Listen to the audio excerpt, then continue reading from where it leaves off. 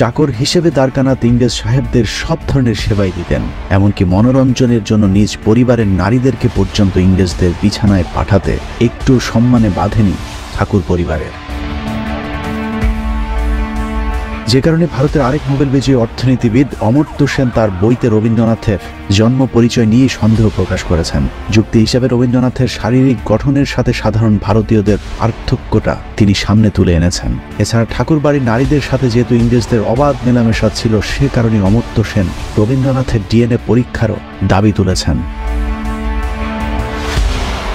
মূলত নারী সাপ্লাইয়ের মাধ্যমে ইংরেজদের সাথে সবচেয়ে সখ্যতা গড়ে তোলে রবীন্দ্রনাথের দাদা দ্বারকানাথ ঠাকুর। বিলেত থেকে আসা ইংরেজ চাকরিজীবীরা যেহেতু বেশিরভাগই ব্যাচেলর হিসাবে থাকতেন, তাদের মনোরঞ্জনের জন্য সেই সময় পতিতাদের ব্যাপক চাহিদা ছিল। দ্বারকানাথ ঠাকুরও চাহিদা অনুযায়ী যোগান দিতে শুরু করেছিলেন। আজকের যে কলকাতা সোনাগাজী যৌনপল্লীটি রয়েছে তার প্রতিষ্ঠাতাও রবীন্দ্রনাথের দাদা দ্বারকানাথ ঠাকুর।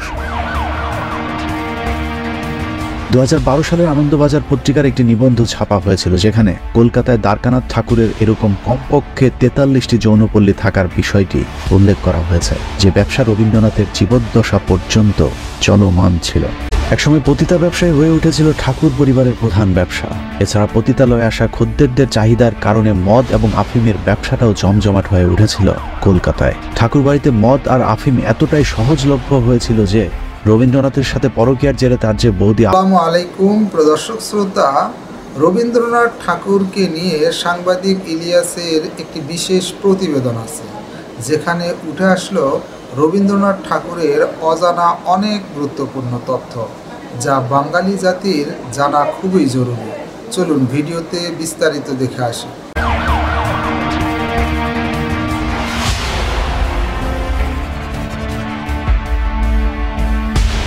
ভারত বর্তমান পৃথিবীর সবচেয়ে ধর্মান্ধ, বর্বর, মুসলিম বিদ্বেষী একটি কট্টর হিন্দু রাষ্ট্র।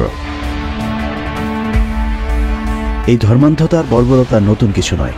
ভারত নামক রাষ্ট্রটির জন্মের আগে থেকেই অন্য ধর্মের মানুষের উপর শুরু হয়েছিল অবর্ণনীয় নির্যাতন। এই নির্যাতনকারীদের তালিকায় শিক্ষিত থেকে মূর্খ, চাওয়ালা থেকে কবি, সাহিত্যিক, বুদ্ধিজীবী সকলেই রয়েছেন। বিশেষ করে গোরক্ষা সমিতি, RSS, হিন্দু মহাসভার মতো কট্টর সংগঠনগুলোর জন্মই হয়েছিল মুসলমানদেরকে নিধন করবার লক্ষ্যেই।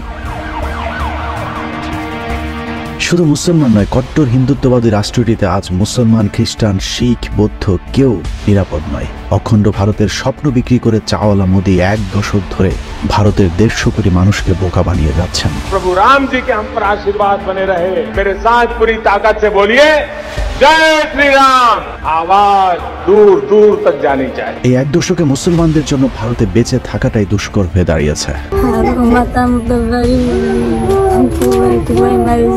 একটা মেয়ে আসতেছে বাড়ি দিকে, মেয়েটার হাতে পিটন দিয়ে হাতটা ভাঙিয়ে ফেলেছে। এই দূরে যাতে আঙ্গর পুলিশ আক্রমণ করবে। हमें बंगाल को तुष्टीकरण की भेंट नहीं चढ़ने देनी है। মুসলমানরা ভারতে থাকতে পারে যদি তার ধর্ম পাল্টায়। ভারতের বিজেপি সরকার যা করছে তা তো চোখের সামনেই ঘটছে, কিন্তু কট্টর হিন্দুত্ববাদী এই সংগঠনের শুরুটা কিভাবে হয়েছিল? ভারতকে শুধুই মাত্র একটি হিন্দু রাষ্ট্র বানাতে প্রথম স্বপ্ন কারা দেখেছিল? কারাই বা 1905 সালে বঙ্গভঙ্গের মাধ্যমে স্বাধীনতা লাভ করা পূর্ব বাংলাকে আবারও বঙ্গভঙ্গ রদের মাধ্যমে অখণ্ড ভারতের অংশ বানিয়েছিল। আশুতোষ মুখার্জি, শ্যামাপ্রসাদ, বিপিন চন্দ্র পালদের মতো কট্টর হিন্দুত্ববাদীদেরকে তো আমরা মুসলমানদের শত্রু হিসেবেই জানি, অথচ তাদের চেয়ে বড় মুসলিম বিদ্বেষী রবীন্দ্রনাথকে আমরা বন্ধুর আসনে বসিয়েছে। কিন্তু আসলে কি রবীন্দ্রনাথ আমাদের বন্ধু?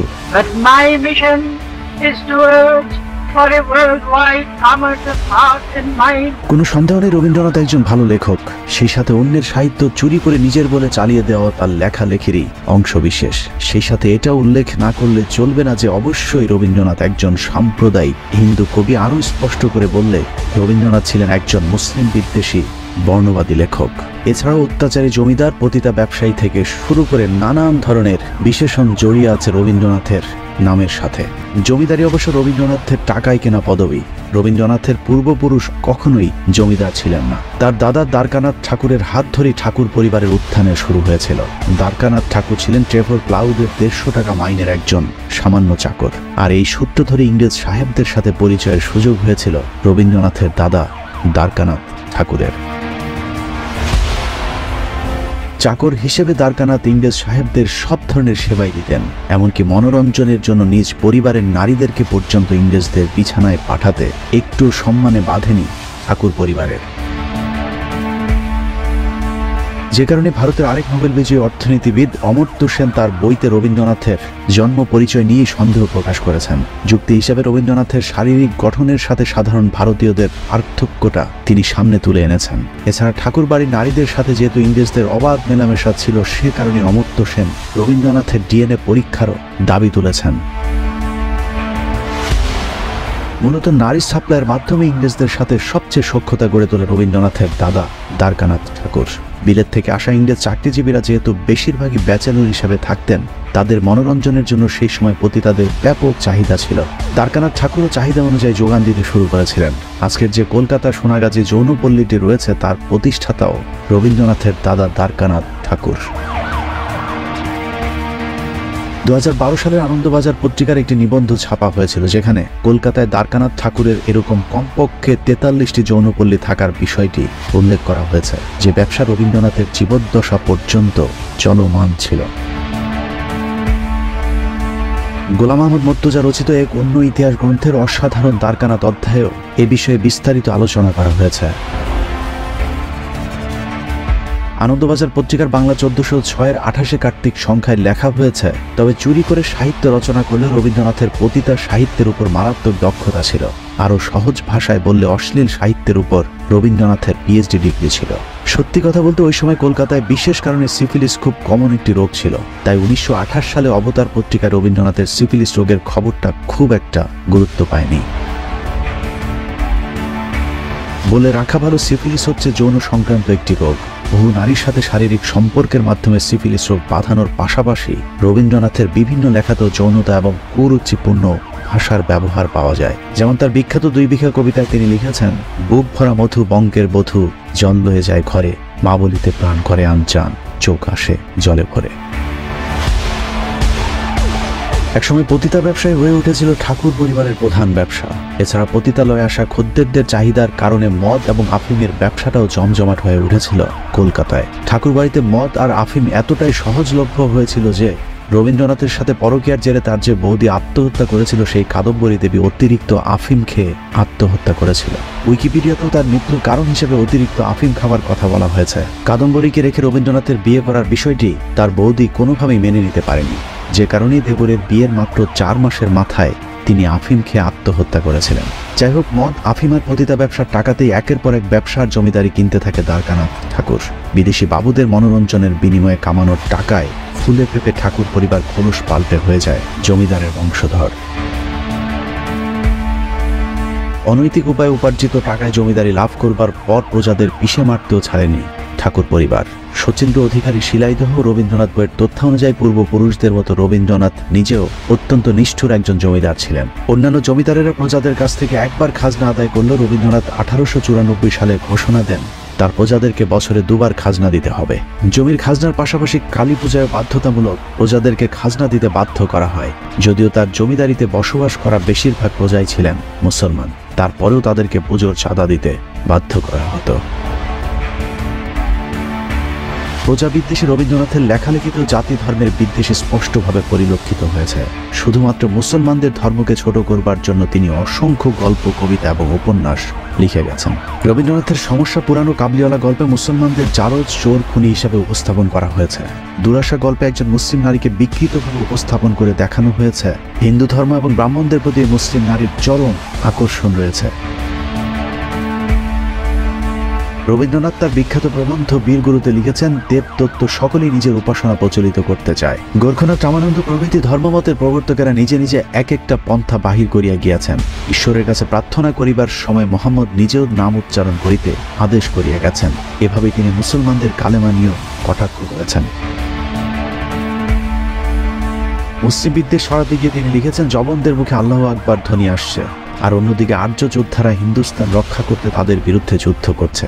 জবন শব্দের অর্থ হলো বর্বর, অর্থাৎ মুসলমানেরা বর্বর আর ছাই ভস্যমাখা গোমূত্র খাওয়া বাহিনী। হিন্দুরাই হলো ভারতের আর্য জাতি। প্রায়শ্চিত্ত নাটকের একটি উক্তিতে বলা হয়েছে, খুন করাটা যেখানে ধর্ম সেখানে না করাটাই পাপ। যে মুসলমান আমাদের ধর্ম নষ্ট করেছে তাদের যারা মিত্র তাদের বিনাশ না করাই অধর্ম। অর্থাৎ রবীন্দ্রনাথের মূল যুদ্ধটাই ছিল মুসলমানদের বিরুদ্ধে। শাহবাগীদের পছন্দের অসাম্প্রদায়িক কবি রবীন্দ্রনাথ লিখেছেন, বেদ ব্রাহ্মণ রাজা ছাড়া আর কিছু নাই ভাবে পুজো করিবার। অর্থাৎ পৃথিবীতে একমাত্র ধর্ম হল ব্রাহ্ম ধর্ম। এই হচ্ছে রবীন্দ্রনাথের অসাম্প্রদায়িকতার নমুনা। বঙ্কিমচন্দ্র এবং রবীন্দ্রনাথের বিরুদ্ধে তাদের সমকালীন লেখকরাও সাম্প্রদায়িকতার অভিযোগ তুলেছিলেন। অভিযোগের প্রেক্ষিতে রবীন্দ্রনাথ বলেছিলেন, মুসলমান বিদ্বেষ বলি আমরা আমাদের জাতীয় সাহিত্য বিসর্জন দিতে পারি না। মুসলমানদের উচিত নিজেদের জাতীয় সাহিত্য নিজেদেরই সৃষ্টি করা। কবরী মুসলিম বিদ্বেষের আরও একটি নমুনা। মরহুম মোতাহার হোসেন চৌধুরী শান্তিনিকেতনে রবীন্দ্রনাথ ঠাকুরকে একবার জিজ্ঞেস করেছিলেন, আপনার লেখা ইসলাম এবং বিশ্ব নবী সম্পর্কে কোনো রচনা নেই কেন? উত্তরে কবি বলেছিলেন, কোরআন পড়তে শুরু করেছিলাম কিন্তু বেশি দূর এগোতে পারিনি, তোমাদের রাসূলের জীবন চরিত্র ভালো লাগেনি। রবীন্দ্রনাথের পুরো সাহিত্য জীবনের কোথাও হিন্দু বা ব্রাহ্ম ধর্ম ছাড়া অন্য কোনো ধর্মের প্রতি সম্মান জানিয়ে কোনো লেখা নেই। অনেকেই বলে থাকেন রবীন্দ্রনাথ ঠাকুর নাকি ব্রিটিশদের বিরোধিতা করেছিলেন, কিন্তু বাস্তবে তিনি ব্রিটিশ সরকারের পদলেহনকারী একজন বুদ্ধিজীবী ছিলেন। ব্রিটিশ রানীর 5 এটি তিনি তার নোবেল পুরস্কার বাগিয়েছিলেন। এমনকি ব্রিটিশ বিরোধী আন্দোলনে মুসলমানেরা সবচেয়ে বেশি তৎপর থাকায় তিনি তার লেখায় বিভিন্ন সময় মুসলমানদের সমালোচনা করেছেন। রবীন্দ্রনাথ তার কণ্ঠরোধ প্রবন্ধে লিখেছেন, কিছুদিন হইল একদল ইতর শ্রেণীর অবিবেচক মুসলমান কলকাতার রাজপথে লোস্টন হস্তে উপদ্রবের চেষ্টা চালিয়ে যাচ্ছে। তাদের মধ্যে বিস্ময়ের ব্যাপার হলো উপদ্রবের মূল লক্ষ্যটা ইংরেজদের প্রতি। তাদের শাস্তিও যথেষ্ট হইয়াছিল। প্রবাদে আছে, ইটটি মারিলে পাটকেলটি খাইতে হয়, কিন্তু মূলগণ ইটটি মারিয়া পাটকেলের অপেক্ষা অনেক শক্ত শক্ত জিনিস খাইয়াছিল। এখানে মুসলমানদেরকে তিনি মূল বলে কটাক্ষ করেছেন। রবীন্দ্রনাথকে নিয়ে যতই সমালোচনা করা হোক, তারপরেও তিনি একজন প্রতিভাবান লেখক ছিলেন, এতে কোনো সন্দেহ নেই। কিন্তু তার প্রতিভার অধিকাংশই তিনি অন্যের লেখা চুরি করবার কাজে লাগিয়েছিলেন। খোদ যে লেখার জন্য রবীন্দ্রনাথ নোবেল পুরস্কার পেয়েছিলেন সেখানেও রয়েছে চুরি। 1913 সালে রবীন্দ্রনাথ যে নোবেল পুরস্কারটি পেয়েছিলেন সেটা আসলে গীতাঞ্জলির জন্য নয়, বরং গীতাঞ্জলির ইংরেজি অনুবাদ সং অফারিংসের জন্য। মূল গীতাঞ্জলি প্রকাশিত হয় 1910 সালে 4 আগস্ট, যেখানে মোট কবিতার সংখ্যা ছিল 157টি। গীতাঞ্জলির 157টি থেকে 53টি এবং তার অন্যান্য গ্রন্থ থেকে 50টি অনুবাদ করে মোট 103টি কবিতার সমন্বয়ে 1912 সালে প্রকাশিত হয় সং অফারিংস। অথচ আমাদের স্কুল কলেজ বিশ্ববিদ্যালয়ে পড়ানো হয়েছে রবীন্দ্রনাথ তার গীতাঞ্জলির জন্য নোবেল পুরস্কার পেয়েছে। যাই হোক, গীতাঞ্জলি বলি আর সং অফারিংস বলি, নোবেল প্রাপ্তিটাই অনেক বড় কথা। কিন্তু সমস্যা হলো সেখানেও রয়েছে শুভঙ্করের ফাঁকি। রবীন্দ্রনাথের বাংলা যে কবিতাগুলো ইংরেজিতে অনুবাদ করা হয়েছিল সেটা আসলে রবীন্দ্রনাথ করেনি। রবীন্দ্রনাথের হয়ে কবিতাগুলোর অনুবাদ করেছিলেন C.F. অ্যান্ড্রুজ, কিন্তু রবীন্দ্রনাথ সেটা কখনোই স্বীকার করেননি। তিনি অ্যান্ড্রুজের নাম দিয়েছিলেন দীনবন্ধু, যাতে কেউ তা বুঝতে না পারে। সেটাও সমস্যা হতো না, কিন্তু অনুবাদের পর দেখা যায় রবীন্দ্রনাথের এসব লেখার মধ্যেও রয়েছে মহাচুরি। বাইবেল সহ খ্রিস্টানদের ধর্মীয় গবেষকদের অনেক লেখা কপি পেস্ট করে নিজের বলে চালিয়ে দিয়েছেন বিশ্ব কপিবাজ কবি রবীন্দ্রনাথ ঠাকুর।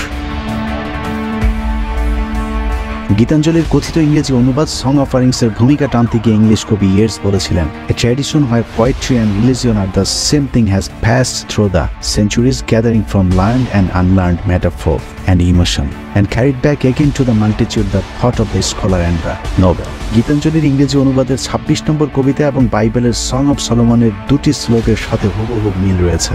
এছাড়া সেন্ট ফ্রান্সিসের রচিত খ্রিস্টান ধর্মীয় গান ক্যান্টিকেল এবং ইংরেজি গীতাঞ্জলির 86 নম্বর কবিতার অনুরূপ।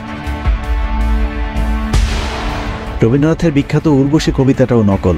সেটা নিচের লাইনগুলো পুরোপুরি কপি পেস্ট করে নিচের কোলে চালিয়ে দিয়েছেন রবীন্দ্রনাথ ঠাকুর। বৃন্তহীন পুষ্পসম আপনাতে আপনি বিকশী, কবে তুমি ফুটিলে উর্বশী, আদিম বসন্ত প্রান্তে উঠেছিলে মন্থিত সাগরে, ডান হাতে সুধাপাত্র বিষপাণ্ড লয়ে বাম করে। রবীন্দ্রনাথের এই কবিতাটি চার্লস সুইনবার্নের অ্যাটালান্টা ইন ক্যালিটন কবিতার সাথে অনেক সাদৃশ্যতা রয়েছে।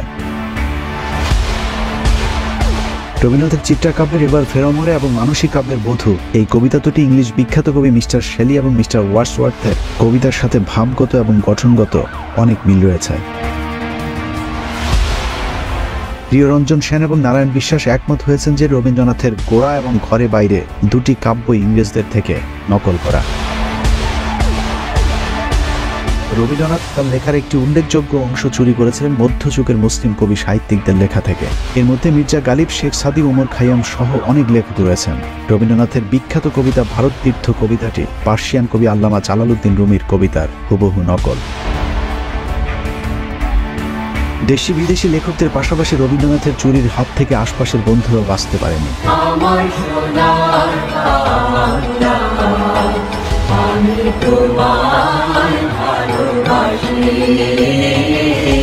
বাংলাদেশের জাতীয় সঙ্গীত আমার সোনার বাংলা গানের সুর রবীন্দ্রনাথ চুরি করেছিলেন তার বন্ধু গগন হরকরার আমি কোথায় পাবো তারে গান থেকে। আমি কোথায় পাবো তারে, আমার মনের মানুষ যে রে। গগন হরকরার আসল নাম ছিল গগন চন্দ্র দাস। পেশায় একজন ডাক বাহক হলেও তিনি একই সাথে গীতিকার, সুরকার এবং লোকসঙ্গীত শিল্পীও ছিলেন। শিলাইদহে রবীন্দ্রনাথের সাথে একসাথে সঙ্গীত চর্চা করতেন গগন হরকরা। অথচ তার কাছ থেকে রবীন্দ্রনাথ যে তোমায় ছাড়ে ছাড়ুক ও আমার সোনার বাংলা গান দুটির সুর চুরি করেন। যে তোমায় ছাড়ে ছাড়ুক আমি তোমায় ছাড়বো না মা।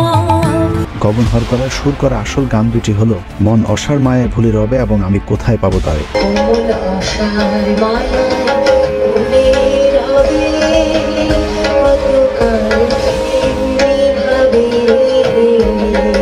কোথায় পাবো তারে, আমার মনের মানুষ যে রে। মজার বিষয় হলো রবীন্দ্রনাথ বাংলাদেশ এবং ভারত দুই দেশেরই জাতীয় সঙ্গীতের রচয়িতা এবং যথারীতি তিনি দুই দেশের জাতীয় সঙ্গীত রচনাতেই 2 নম্বরই করেছেন।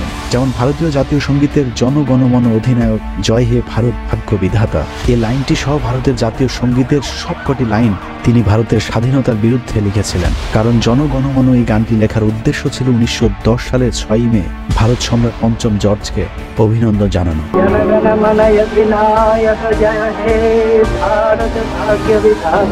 এখানে অধিনায়ক এবং ভাগ্য বিধাতা বলতে তিনি জর্জ ফ্রেডরিক আলবার্টকে সম্বোধন করেছেন।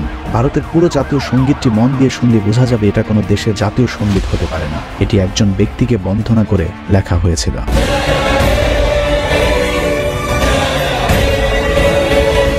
জাতীয় সঙ্গীতের মাঝের অংশে রবীন্দ্রনাথ লিখেছেন অহরহ তব আহ্বান প্রচারিত, শুনিতব উদারবাণী হিন্দু বৌদ্ধ শিখ জৈন পার্শ্বিক মুসলমান খ্রিস্টানি, পূর্ব পশ্চিম আসে তব সিংহাসন পাশে। হিন্দু মুসলমান খ্রিস্টান সবাইকে পঞ্চম জর্জের সিংহাসনের পাশে দাঁড় করিয়ে রবীন্দ্রনাথ তার ফায়দাটা ঠিকই লুপে নিয়ে মূলত এই গানে পঞ্চম জর্জকে ভারতের ভাগ্য বিধাতা উপাধি দেওয়ার মাধ্যমেই 3 বছরের মাথায় রবীন্দ্রনাথ প্রথম নন ইউরোপিয়ান হিসেবে নোবেল পুরস্কারে ভূষিত হন।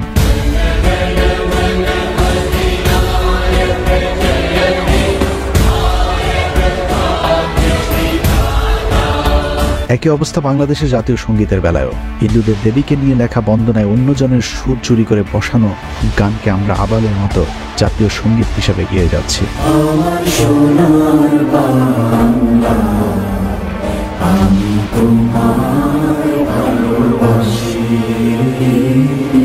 তার এইসব নকলবাজি আর চুরি যেন কেউ বুঝতে না পারে সেজন্য তিনি মানুষকে শিক্ষা অর্জনে নানা প্রতিবন্ধকতা সৃষ্টি করে রাখতেন। অব্রাহ্মণ, বিশেষ করে পূর্ব বাংলার মুসলমানদের প্রতি রবীন্দ্রনাথ আজন্ম এক চোখা ছিলেন। মুসলমানরা যদি লেখাপড়া শেখে তাহলে কায়েদবনের মর্যাদা থাকে না। ঢাকা বিশ্ববিদ্যালয়ের প্রতিষ্ঠায় যেসব উচ্চবর্ণের হিন্দুরা বিরোধিতা করেছিলেন তাদের মধ্যে অন্যতম রবীন্দ্রনাথ ঠাকুর।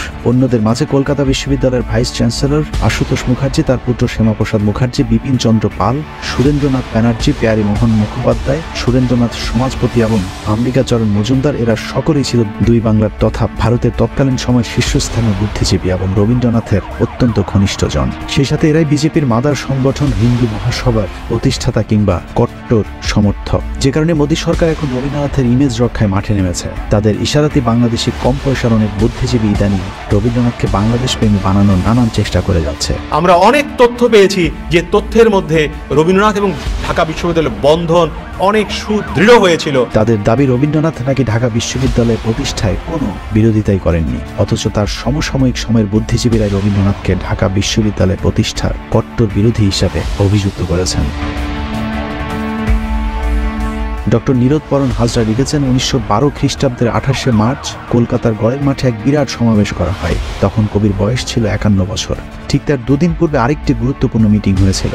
সেখানেই চূড়ান্ত সিদ্ধান্ত নেওয়া হয়েছিল যে ঢাকায় ইউনিভার্সিটি হতে দেওয়া যাবে না। ওই গুরুত্বপূর্ণ সভায় সব হিন্দু নেতারা উপস্থিত ছিল। নতুন রাজ্য পুনর্গঠনে ঢাকা বিশ্ববিদ্যালয়ের প্রয়োজন কিনা বা শিক্ষা বিষয়ে করণীয় কি আলোচনার জন্য একটি জনপ্রতিনিধিদের নিয়ে কলকাতার টাউন হলে ওই সভাটি হয়েছিল, যার সভাপতিত্ব করেছিলেন রবীন্দ্রনাথ ঠাকুর। একই অভিযোগ করেছেন নীরজ চন্দ্র চৌধুরী। তিনি লিখেছেন 1912 সালের 28শে মার্চ কলকাতার গড়ের মাঠে ঢাকা বিশ্ববিদ্যালয় প্রতিষ্ঠার বিরুদ্ধে হিন্দুরা যে প্রতিবাদ সভা করেছিল সেখানে স্বয়ং রবীন্দ্রনাথ ঠাকুর নিজে সভাপতিত্ব করেছিল।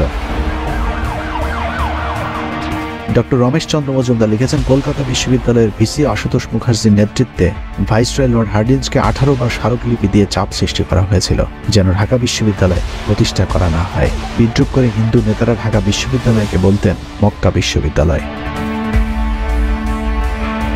ভারতের আরেক ইতিহাসবিদ শ্রী সুকীর্তি রঞ্জন বিশ্বাস রবীন্দ্রনাথকে ঢাকা বিশ্ববিদ্যালয়ের ঘোর বিরোধী হিসেবে উল্লেখ করেছেন। গড়ের মাঠে সেই মিটিং এর থেকে অনেক বড় ডায়াস হলো, তার সভাপতি হলেন বিশ্বকবি রবীন্দ্রনাথ ঠাকুর। সেখানে প্রস্তাব পাশ হচ্ছে ঢাকাতে যেন বিশ্ববিদ্যালয় ইংরেজ গভর্নমেন্ট না করে। 18 বার স্মারকলিপি দিয়েছিল যাতে ঢাকাতে ইউনিভার্সিটি না হয়। অথচ সেই রবীন্দ্রনাথকেই এখন বাংলাদেশিদের কাছে প্রিয় পাত্র হিসেবে উপস্থাপন করবার চেষ্টা করা হচ্ছে।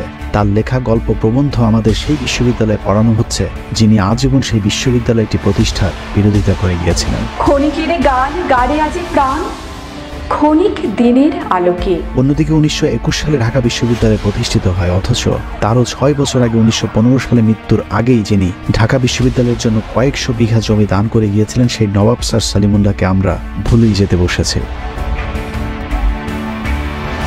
শুধু স্যার সলিমুল্লাহ নয়, ধনবাড়ির Nawab Syed Nawab Ali Chowdhury, Sher e Bangla Fazlul Huq, viceroy lord Hardinge, lord Lytton সহ যারা ঢাকা বিশ্ববিদ্যালয়ের প্রতিষ্ঠায় অবদান রেখেছেন তাদেরকে ন্যূনতম মূল্যায়নও করা হচ্ছে না। অথচ রবীন্দ্রনাথের জন্মদিনের 1 মাস আগ থেকে পর পর্যন্ত বাংলাদেশের গণমাধ্যমে শোকের মাতম চলতে থাকে। সারা বছর আমরা এই দিনটির জন্য অপেক্ষা করি যে কবে 25শে বৈশাখ আসবে। বিশ্বকবি রবীন্দ্রনাথ ঠাকুর তিনি সারা বিশ্বে নিপীড়িত মানুষের অর্থনৈতিক সামাজিক উন্নয়নের কথা ভেবেছিলেন। এত কিছুর পরেও শাহবাগী বুদ্ধিজীবীরা রবীন্দ্রনাথকে অসাম্প্রদায়িক, ব্রিটিশ বিরোধী, সাম্যবাদী আরো নানা বিশেষণে প্রতিষ্ঠার চেষ্টা করে যাবে।